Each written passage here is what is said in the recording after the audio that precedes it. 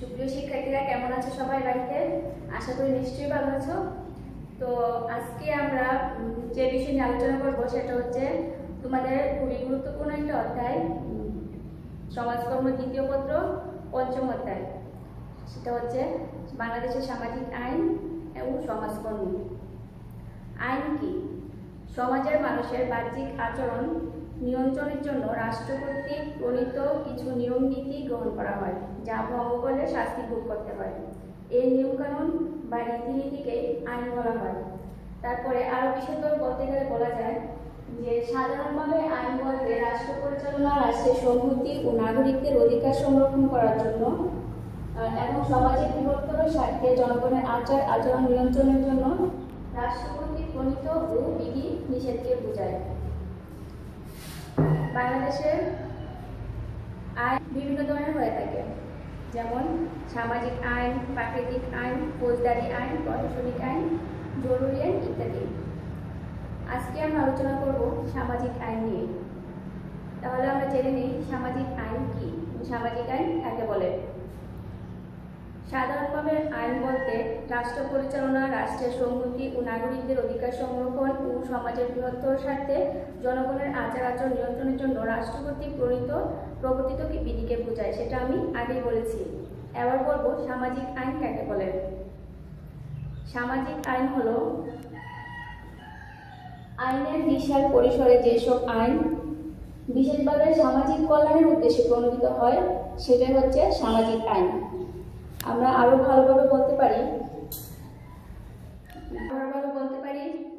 যে সার্বভৌম কর্তৃপক্ষ প্রণীত ও সমাজ কর্তৃক স্বীকৃত যেসব নিয়ম কানুনের সমষ্টিকে সামাজিক আইনকে আমরা আরো ভালোভাবে সংজ্ঞায়িত করলে বলতে পারি সামাজিক আইন বলতে সাধারণত সার্বভৌম কর্তৃপক্ষ কর্তৃক প্রণীত ও সমাজ কর্তৃক স্বীকৃত যেসব সেসব নিয়ম কানুনের সমষ্টিকে বোঝায়, যা প্রচলিত অবাঞ্ছিত ও ক্ষতিকর অবস্থা প্রতিকার, প্রতিরোধ, অবহেলিত শ্রেণীর স্বার্থ উদ্ধার, জৈব দুর্যোগ মোকাবেলা ও সামাজিক উন্নয়নকে ত্বরান্বিত করে। সমাজ কল্যাণ অভিযানের সংজ্ঞা যেটা বলা হয়েছে তা হলো অবহেলিত শ্রেণীর স্বার্থ সংরক্ষণ ও সেবাদানের জন্য অথবা সাধারণ মানুষের মধ্যে যারা শারীরিক পঙ্গু, দরিদ্র বা অর্থনৈতিক ও রাজনৈতিক অসুবিধার জন্য সন্তোষজনক জীবনযাপনে অক্ষম, তাদের প্রয়োজন পূরণের লক্ষ্যে সেবামূলক কার্যক্রমের ব্যবস্থা করার জন্য প্রবর্তিত আইনের সমষ্টি সামাজিক আইন। তারপর ভারতীয় সমাজকর্ম বিশ্বগুলি যেটা সংজ্ঞায়িত করেছে সেটা হলো যথাযথ আইন সিদ্ধ কর্তৃপক্ষের মাধ্যমে গৃহীত সামাজিক প্রথা সংশোধনকেই সামাজিক আইন বলা যেতে পারে। সুতরাং আমরা বলতে পারি যে সামাজিক আইন হচ্ছে সমাজের বিভিন্ন অব্যবস্থা দূরীকরণ ও উন্নয়নে রাষ্ট্র কর্তৃক প্রণীত ও প্রবর্তিত রীতিনীতির সমষ্টি। সামাজিক আইনের মাধ্যমে সমাজদেহের ক্ষতিকর প্রথা, রীতিনীতি, মূল্যবোধ ও দৃষ্টিভঙ্গি পরিবর্তন সাধন করা সম্ভব হয়। আচ্ছা, সেটা গেল আইন কাকে বলে এবং সামাজিক আইন কাকে বলে। এবার আমরা বলবো যে বাংলাদেশে কতগুলো সামাজিক আইন প্রচলিত আছে। তোমাদের পাঠ্য বইয়ের মধ্যে বাংলাদেশে প্রচলিত আইন যেগুলো আছে সেগুলো হচ্ছে 7টা আইন। মানে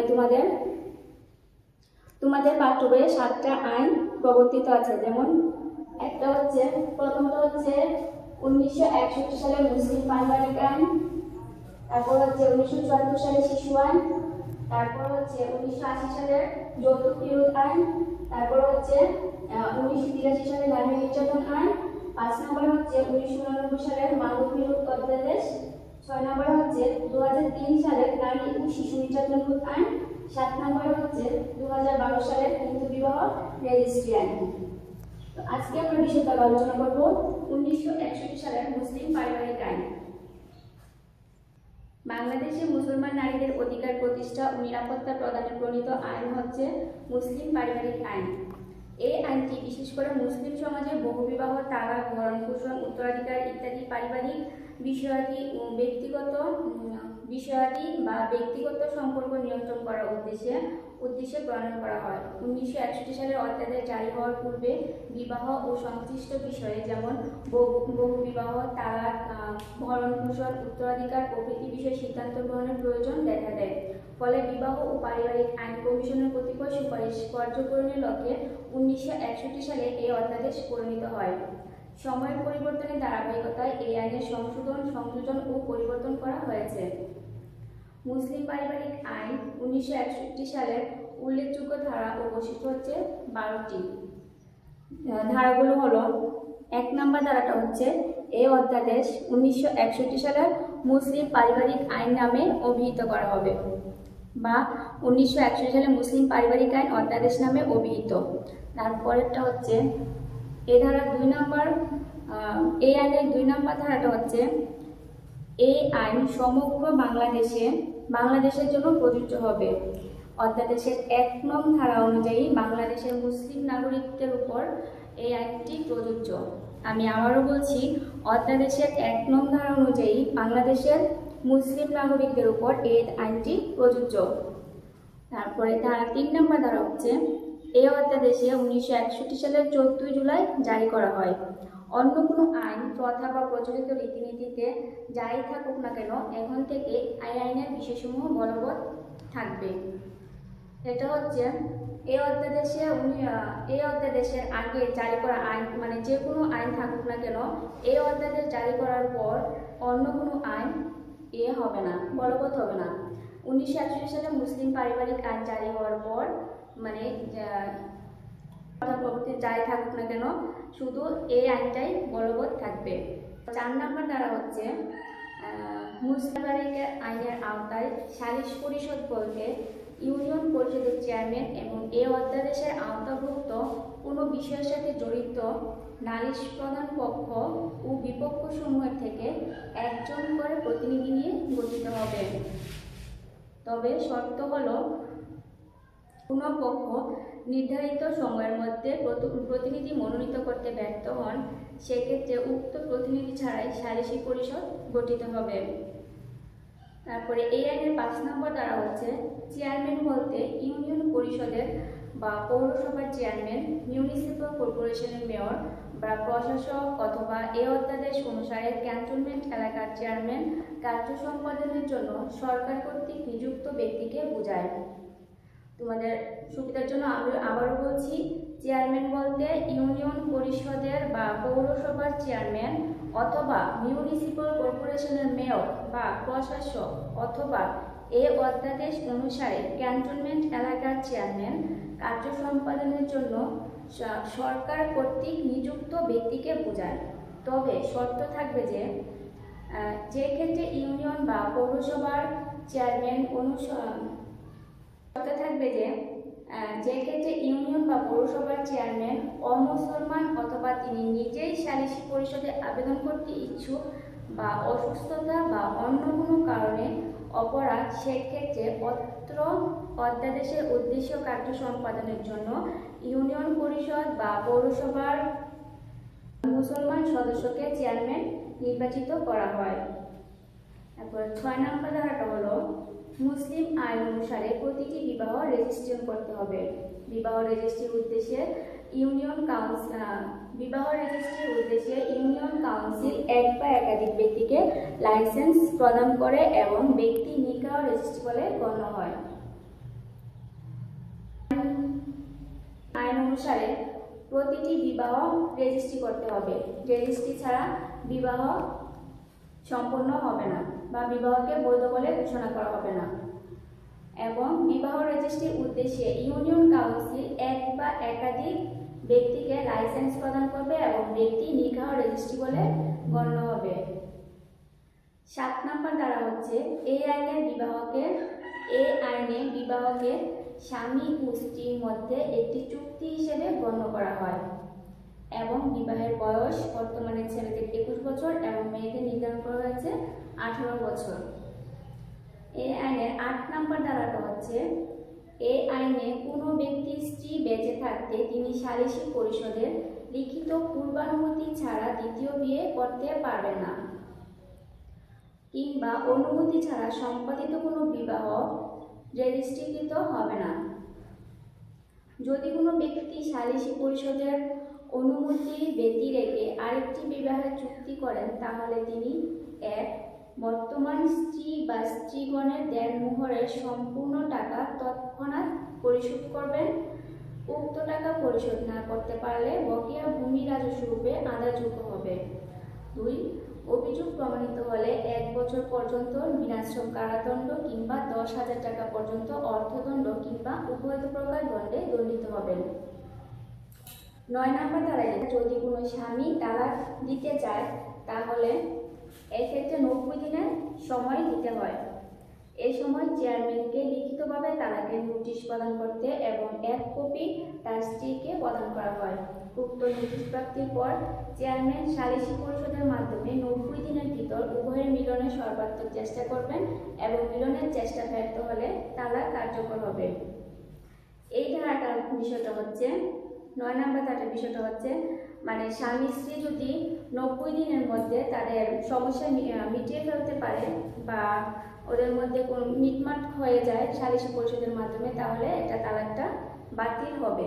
যদি ওদের মধ্যে মিটমাট না হয় 90 দিনের মধ্যে বা নির্ধারিত সময়ের মধ্যে, তাহলে তালাক কার্যকর হবে।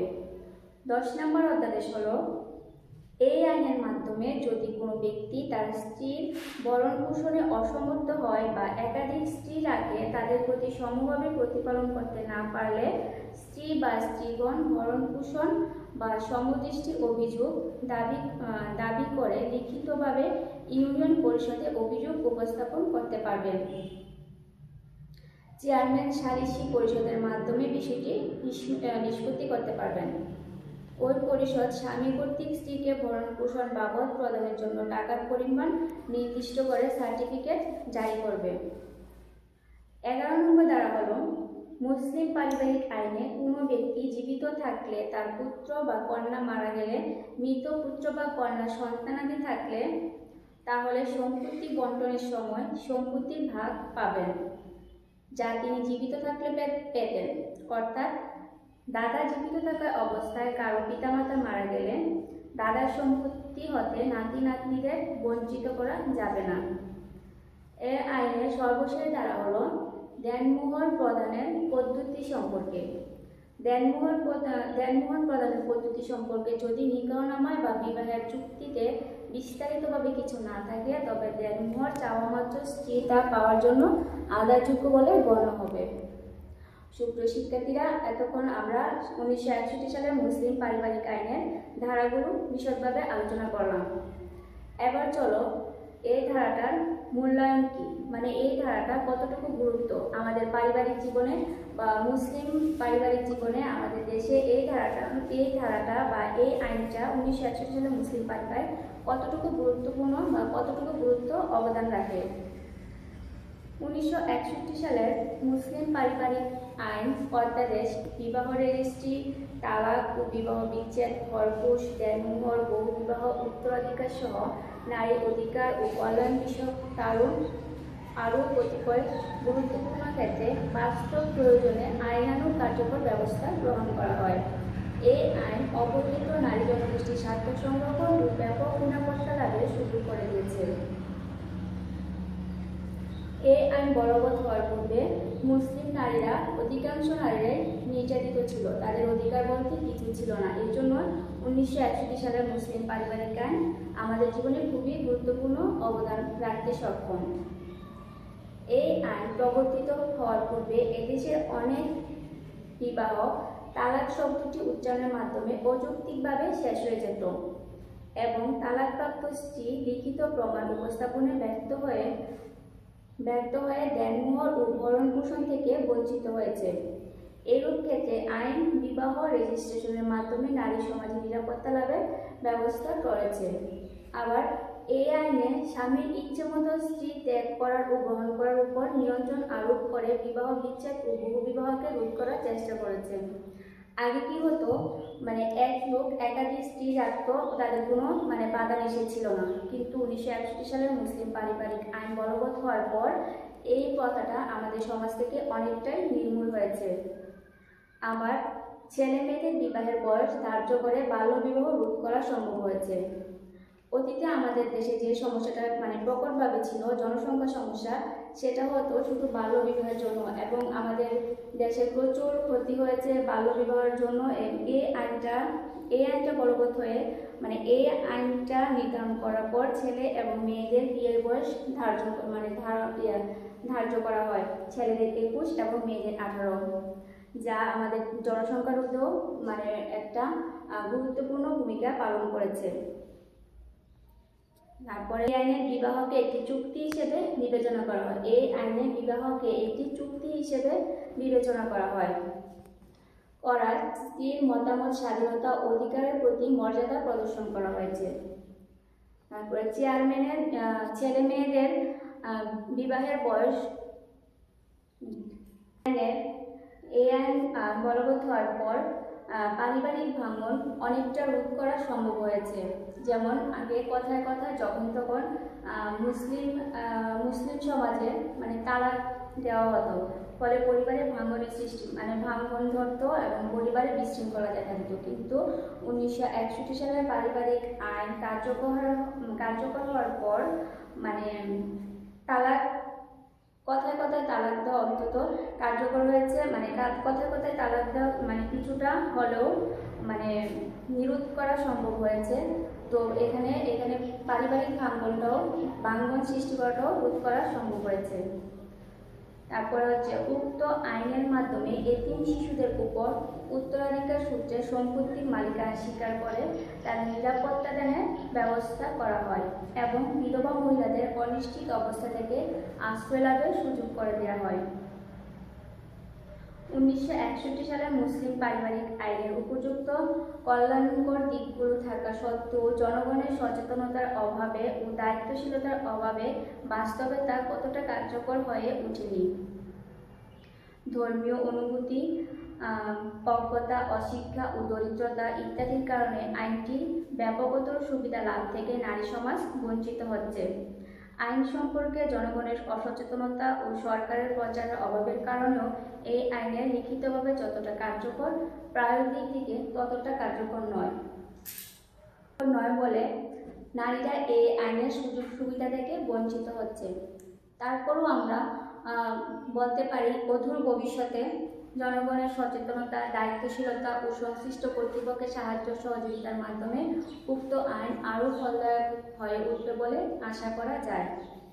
আমরা নিশ্চয়ই আশা করব যে আমাদের 1961 সালের মুসলিম পারিবারিক আইন এটা লিখিত নয়, বরং আমাদের দৈনন্দিন জীবনে বাস্তব প্রয়োগ হলে আমরা নিশ্চয়ই এটার সফলতা উপভোগ করতে পারবো। আচ্ছা, এরপরে দেখো আমরা এতক্ষণ 1961 সালের মুসলিম পারিবারিক আইন নিয়ে আলোচনা করলাম। নিশ্চয়ই তোমরা এটা বুঝতে পারছো। আমি আশা করব এটা তোমরা বাড়িতে অবশ্যই আবার তোমরা বইতে পড়ার চেষ্টা করবে। এবার আমরা আলোচনা করব 1974 সালের শিশু আইন। শিশু আইন কি, বা শিশু আইন বলতে আমরা কি বুঝি? আমাদের বাংলাদেশের শিশু আইন বলতে আমরা বুঝি শিশুদের অধিকার সংরক্ষণ, ওদের ছড়াপড়া রোধ করার জন্য বা ওদের কল্যাণে যে আইন প্রণীত হয় সেটা হচ্ছে মূলত শিশু আইন। বাংলাদেশ স্বাধীন হওয়ার পর প্রণীত সামাজিক ও শিশু কল্যাণমূলক আইনের পূর্ণাঙ্গ রূপ হচ্ছে 1974 সালের শিশু আইন। 1976 সালের 11 সেপ্টেম্বর ঢাকায় এবং 1980 সালের 1 জুন বাংলাদেশের সর্বোচ্চ এই আইনটি কার্যকর হয়। শিশুদের হেফাজত, রক্ষণাবেক্ষণ, তাদের সাথে ব্যবহার, চিকিৎসা এবং কিশোর অপরাধীদের বিচার ও শাস্তি সম্পর্কে আইন একীভূত ও সংশোধন করে। আইনটিতে 10টি ভাগে মোট 78টি ধারা বলবৎ রয়েছে। আমরা এর মধ্যে তোমরা বুঝতে পারছো শিশু আইন কি। শিশু আইন শুধুমাত্র শিশুদের জন্য প্রযোজ্য। আর বাংলাদেশে শিশু বলতে কাদেরকে বোঝানো হয়েছে? বাংলাদেশে শিশু বলতে শিশুর বয়সসীমা হচ্ছে 1 থেকে 18 বছর। আমি আবারও বলছি, বাংলাদেশে আমরা শিশু বলতে বুঝি 1 থেকে 18 বছর। সুতরাং এই বয়সের মধ্যে যাদের অধিকার সংরক্ষণ বা যাদের অবাঞ্ছিত অবস্থা দূরকরণ, যাদের কল্যাণে যে আইনগুলো প্রণীত হয় সেগুলো মূলত শিশু আইন। তো এই আইনের উল্লেখযোগ্য ধারাগুলো হলো এই আইনের ৭৮টা ধারা। এই ৭৮টা ধারার মধ্যে আমি কিছু সংখ্যক ধারা তোমাদের সামনে উপস্থাপন করছি। এই আইনের ১ নম্বরে যে ধারাটা আছে সেটা হচ্ছে, এই আইনে শিশুদের বয়স নির্ধারণ করা হয়েছে একটু কারণ। বাংলাদেশ স্বাধীন হওয়ার পর প্রণীত সামাজিক ও শিশু কল্যাণমূলক আইনের পূর্ণাঙ্গ রূপ হচ্ছে ১৯৭৪ সালের শিশু আইন।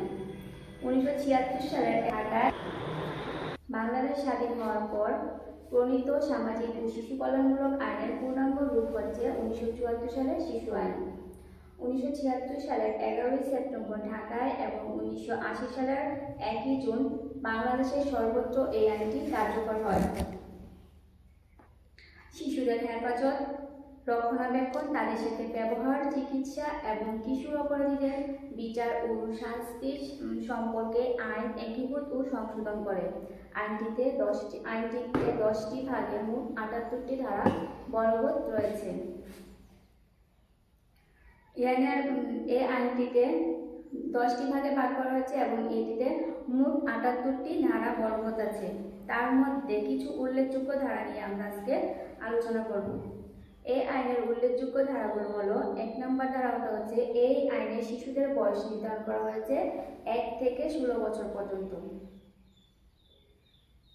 আইন অনুযায়ী কোনো এলাকার জন্য এক বা একাধিক শিশু আদালত প্রতিষ্ঠা করা যাবে। সরকারের ১ হাইকোর্ট ডিভিশন, ২ ঘর দায়রা আদালত, ৩ অতিরিক্ত দায়রা জজ ও সহকারী দায়রা জজ কোর্ট ও মহকুমা হাকিম ও প্রথম শ্রেণী ম্যাজিস্ট্রেট কিশোর আদালত গঠন করার ক্ষমতা রয়েছে। ৩ নম্বর ধারাটা হচ্ছে, শিশুকে প্রাপ্তবয়স্কদের সাথে একত্রে অভিযোগ প্রণয়ন ও বিচার করা যাবে না। তার মানে হচ্ছে, শিশু অপরাধীদের বিচার এবং বয়স্কদের বিচার একসাথে করা যাবে না। নির্দিষ্ট প্রজ্ঞাপন দ্বারা কিশোর আদালত কখন, কোথায় ও কিভাবে বসবে তা প্রচারিত হবে। ৪ নম্বর ধারা হলো, কিশোর আদালতে শিশুর পিতামাতা, অভিভাবকগণ, আদালতের সদস্যগণ ও কর্মকর্তা, আদালতের উপস্থাপিত অভিযোগের পক্ষগণ, পুলিশ এবং আদালতের ক্ষমতাপ্রাপ্ত ব্যক্তিবর্গ ছাড়া অন্য কেউ উপস্থিত থাকতে পারবে না। তার মানে হলো, কিশোর আদালতে যখন কিশোরদের বিচার কার্য সম্পন্ন করা হবে বা বিচার কার্য পরিচালনা করা হবে, তখন তাদের শুধু পিতামাতা বা অভিভাবকগণ এবং আদালতের সদস্যগণ, কর্মকর্তা এবং পুলিশ এবং উপস্থাপিত অভিযোগের পক্ষগণ, মানে উপস্থাপিত অভিযোগের পক্ষে যারা থাকবে শুধু তারাই থাকবে, এছাড়া বাইরের কোনো ব্যক্তি সেখানে উপস্থিত থাকতে পারবে না। ৫ নম্বর ধারাটা হলো, আদালত যদি শিশুর সাথে কোনো ব্যক্তিবর্গকে অথবা শিশুর পিতামাতা অথবা দম্পতি অথবা শিশু নিজ সম্মত কোনো ব্যক্তিকে আদালত হতে প্রত্যাহার করা সমীচীন মনে করেন, তাহলে আদালত নির্দেশ দিতে পারবেন এবং সংশ্লিষ্ট ব্যক্তি আদালত ত্যাগ করবে। ৬ নম্বর ধারা হলো, মামলার শুনানিতে আদালত প্রয়োজন মনে করলে শিশুকে তার উপস্থিতি থেকে অব্যাহতি দিতে পারেন। মানে মামলা যখন শুনানি হবে তখন আদালত প্রয়োজন মনে করলে সেখানে শিশুটিকে উপস্থিত নাও রাখতে পারেন। যদি প্রয়োজন মনে করেন তাকে সেখানে উপস্থিত রাখবে না। ৭ নম্বর ধারা হলো, বিচারাধীন কোনো শিশুর শারীরিক বা মানসিক অসুস্থতার ক্ষেত্রে আদালত যতদিন প্রয়োজন ততদিন হাসপাতাল বা অন্য অনুমোদিত স্থানে চিকিৎসাতে প্রেরণ করতে পারবেন। ধারাটা হচ্ছে, বিচারাধীন কোনো শিশু যদি শারীরিক অসুস্থতা থাকে, তাহলে যদি শারীরিক অসুস্থতা থাকে বা মানসিক অসুস্থতা থাকে, তাহলে আদালত যতদিন প্রয়োজন মনে করবে তাকে হাসপাতাল বা অন্যত্র পাঠিয়ে চিকিৎসা সেবা দিতে পারবেন। ৮ নম্বর ধারাটা হলো, অভিযুক্ত শিশুর রায় বা আদেশ দেওয়ার পূর্বে শিশুর চরিত্র, বয়স, শিশুর জীবন ধারণের পরিবেশ, পারিবারিক অবস্থা, প্রবেশন কর্মকর্তার প্রতিবেদন ইত্যাদি আদালতে বিবেচনা করবেন। ৯ নম্বর হচ্ছে, বিচারাধীন কোনো শিশুর ছবি বা পরিচয় সংবাদপত্রে প্রকাশ করা যাবে না, তবে শিশুর স্বার্থ ও কল্যাণের অনুমতি সাপেক্ষে প্রতিবেদন প্রকাশ করা যাবে। ১০ নম্বরে হলো,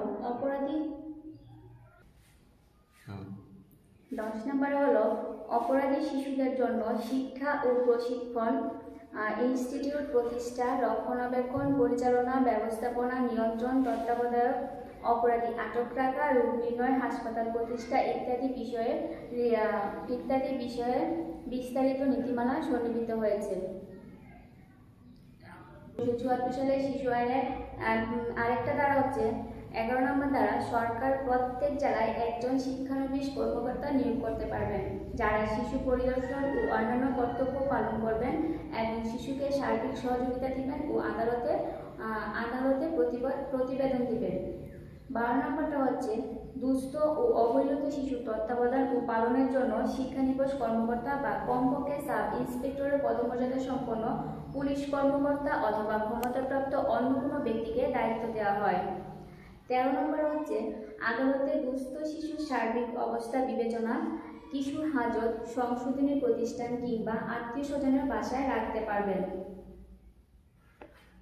অর্থাৎ কোনো দুস্থ শিশুর সার্বিক অবস্থা বিবেচনা করে তাকে সংশোধনী প্রতিষ্ঠান মানে ইয়েতে না রেখে তাকে কারাবাস না দিয়ে তাকে কিশোর হেফাজত বা সংশোধনী প্রতিষ্ঠান বা কিংবা আত্মীয় স্বজনের বাসায়ও রাখতে পারবেন।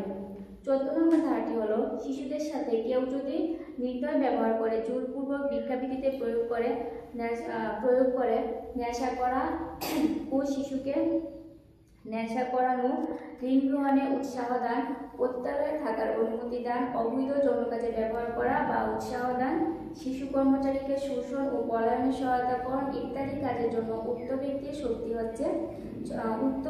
শাস্তি হচ্ছে 6 মাস থেকে 2 বছর পর্যন্ত মেয়াদে কারাদণ্ড এবং 200 টাকা থেকে 5,000 টাকা পর্যন্ত অর্থদণ্ড অথবা উভয় প্রকার দণ্ড। 15 নম্বর ধারাটা হলো কোনো শিশু অজামিনযোগ্য অপরাধ করলে বিশেষ ব্যবস্থায় থানায় ভারপ্রাপ্ত কর্মকর্তা জামিন দিতে পারেন,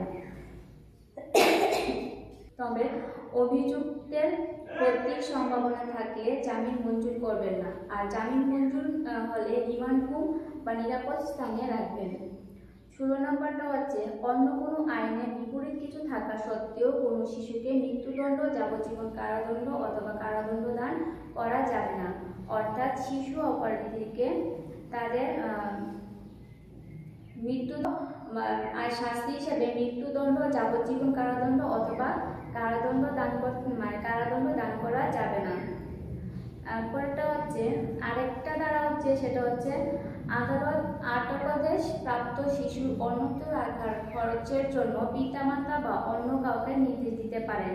এই আইনের উদ্দেশ্য বাস্তবায়নে সরকার যে কোনো বিধি প্রণয়ন করতে পারবে। অর্থাৎ এই শিশুটিকে অন্যত্র রাখার জন্য যে খরচ সেটা বহন করার জন্য পিতামাতা বা অন্য কাউকে আদালত নির্দেশ করতে পারবেন, বা এই আইনের উদ্দেশ্য বাস্তবায়নে সরকার যে কোনো সময় বিধি প্রণয়ন করতে পারবেন। এগুলো হচ্ছে 1974 সালে শিশু আইনের উল্লেখযোগ্য ধারা। 1974 সালে শিশু আইনের গুরুত্বটা কি, এই আইনের ফলে আমরা কতটা লাভবান হয়েছি, বা এই আইনের মূল্যায়নটা কি। শিশু কল্যাণে 1974 সালে শিশু আইনের গুরুত্ব অবদান অনস্বীকার্য। এই আইন কার্যকর করার পরিপ্রেক্ষিতে 1922 সালে বেঙ্গল শিশুদের হেফাজত, রক্ষণাবেক্ষণ, তাদের সাথে ব্যবহার, চিকিৎসা ও কিশোর অপরাধীদের বিচার ও শাস্তি সম্পর্কিত আইন একীভূত এর আওতায় সংশোধন করার জন্য একটি আইন। এই আইন প্রণীত হওয়ার ফলে বয়স্ক অপরাধী এবং কিশোর অপরাধীদেরকে একসাথে না রাখার ফলে অনেকটাই কিশোর অপরাধ বা ওদের হিংসাত্মক মনোভাব আটকানোর সফলতা লাভ করা হয়েছে। প্রিয় শিক্ষার্থীরা, তোমরা বাসায় অবশ্যই 1961 সালের মুসলিম পারিবারিক আইন এবং 1974 সালের শিশু আইন, এই দুইটা আইন অবশ্যই ভালো করে পড়বে। ভালো থেকো সবাই, বাড়িতে থেকো, ভালো থেকো।